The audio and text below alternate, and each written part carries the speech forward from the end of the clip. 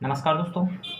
सरकार निजी कंपनी की नज़रों में एक मज़दूर की हैसियत सीमेंट, ईंट और गारे से बढ़ के कुछ भी नहीं है। मैं ऐसा क्यों कह रहा हूँ? आप लोगों ने एक गोथा कार्यक्रम के बारे में सुना होगा। ये जर्मनी से संबंधित है, जिसकी कार्ल मार्क्स के द्वारा आलोचना करी गई थी।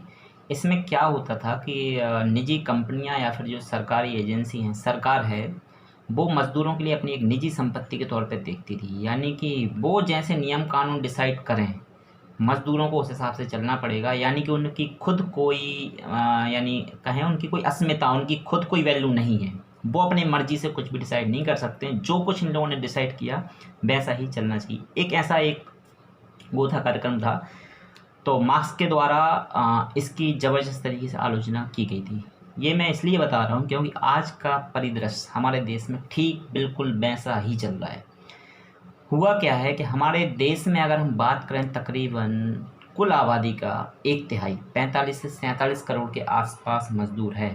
और इसमें से कोरोना क्राइसिस के चलते 3.5 से 4 करोड़ मज़दूर आज रोड पर है, ऐसी तपती गर्मी में।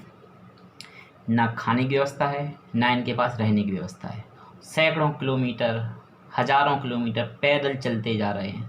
1,500 किलोमीटर की दूरियां तय की हैं लोगों ने। पाँव में छाले पड़ गए हैं, वो सब वीडियो बहुत वायरल हो रहे हैं। तो इस स्थिति में भी सरकारों को इनकी फिक्र नहीं है, क्योंकि हुआ क्या है, इसमें मज़दूरों को उनके यथास्थान पर रोकने के बहुत से कारण रहे हैं।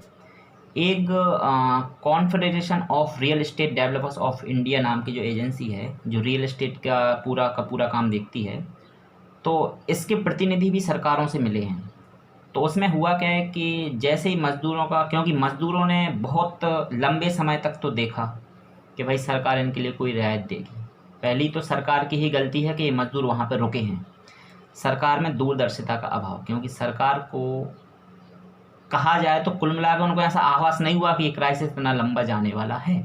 ये सीधा उनकी दूरदर्शिता का अभाव है। अगर एक क्राइसिस इतना लंबा जाने वाला था तो भाई अब लॉकडाउन थोड़ा सा सोच समझ के करते, 3 से 4 दिन पहले घोषणा करके, ताकि मज़दूर अपने निवास स्थान पर पहुंच जाएं, तो फिर इसको लगा देते। व्यवस्था करने के बाद, ऐसा नहीं, क्योंकि क्राइसिस तो चल ही रहा है तो इसमें तो संक्रमण पहल था, तो उनके लिए कोई आप स्पेशल ट्रेन की व्यवस्था करके आप ऐसा कर सकते थे जो आप आज कर रहे हैं। अब आप सोचिए, जब देश में 250 से 300 केस थे तब सरकार ने व्यवस्था नहीं करी। और जब मजबूरी फंस गई कि भाई मज़दूर मानने को तैयार नहीं है, जब केस देश में आंकड़ा 90,000 के पार पहुंच चुका है, तब आप आनन फानन में ये सब व्यवस्था कर रहे हैं। तो कुल मिला के सरकार की नाकामी, सरकार कितनी भी अपनी नाकामी को छुपाए, इसमें फेलियर केवल और केवल सरकार का है।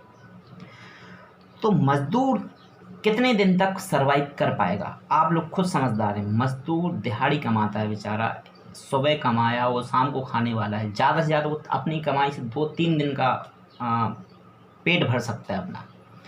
अब ऐसी स्थिति में मज़दूर को उसके हाल पे छोड़ दिया जाएगा, कोई सरकारी मदद नहीं मिलेगी। वो जब सिटी में गए हैं तो वो मतलब अपने भरोसे, अपने काम के भरोसे ही गए हैं कि वो जितना कमा लेंगे उतना ही खा पाएंगे। ना तो वो किराया दे पाएंगे वहाँ पर रहने वाला, क्योंकि जो उनको एक तो कचड़ा टाइप का उनको जो हैबिटेट फैसिलिटी मिलती है, जो निवास मिलता है, वो भी बहुत ही, आप सिटी में जाकर देखो, बहुत ही बदतर हालात हैं। कैसे हालात में मज़दूर रहते हैं, आप मुंबई और दिल्ली में जाकर देख सकते हैं। तो इसमें हुआ क्या है, ये जो मज़दूर हैं बहुत लंबे समय तक, यानी तकरीबन आप ले लो कि 45 दिन के आसपास का समय हो चुका है, तो इसमें इन लोगों ने जैसे तैसे सामाजिक संगठन और जो एनजीओज़ हैं, इनकी मदद से सर्वाइव कर लिया। बहुत से एनजीओ ने मदद की है, सरकारों के द्वारा थोड़ी बहुत मदद पहुंची होगी 2-5-10% लोगों के पास।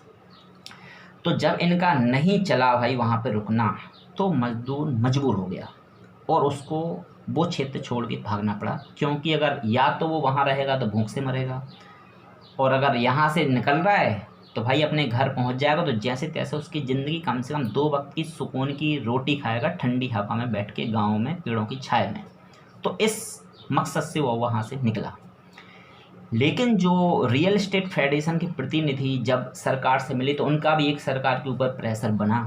वो प्रेशर कैसा रहा कि भाई अगर ये मज़दूर अपने घर पर चले गए, क्योंकि मज़दूर के लौट के आने की कोई गुंजाइश बच नहीं रही है। हो सकता है 30 से 40% और तकरीबन 50% भी हो सकता है। कि मज़दूर वापस आए ही नहीं, क्योंकि मज़दूर को इस सेक्टर से या फिर इस बिज़नेस से नफ़रत हो चुकी। वो तो अब गांव में रहकर उसका जैसा भी जीवन यापन चले वैसा जीवन यापन करना चाहता है। तो पूर्णतः सरकार की असंवेदनशीलता का शिकार हुआ है मज़दूर हमारे देश में। और इसलिए मैंने बोला कि सरकार की नज़रों में ईंट सीमेंट गारे से बढ़कर इनकी कोई वैल्यू नहीं है। सरकार जैसे तरीके से इनका शोषण कर रही है, अगर यही सीज़न जो है वो चुनावी सीज़न होता तो मज़दूरों के लिए बस की व्यवस्था होती, हो सकता ट्रेन की व्यवस्था हो जाती, फ्री ऑफ कॉस्ट हो जाती।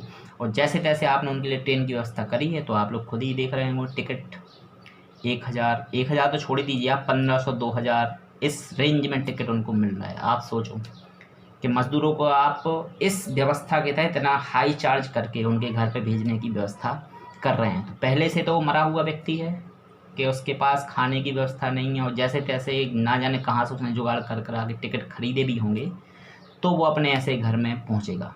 तो ये हमारे देश में सरकार की असंवेदनशीलता का हाल है।